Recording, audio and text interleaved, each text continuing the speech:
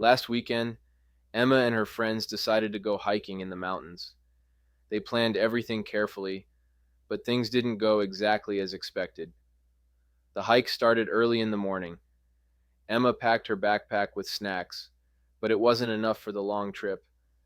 By noon, everyone was hungry, and they realized they didn't bring enough water either. The trail was steeper than they thought, and it was too difficult for some of the group to keep up.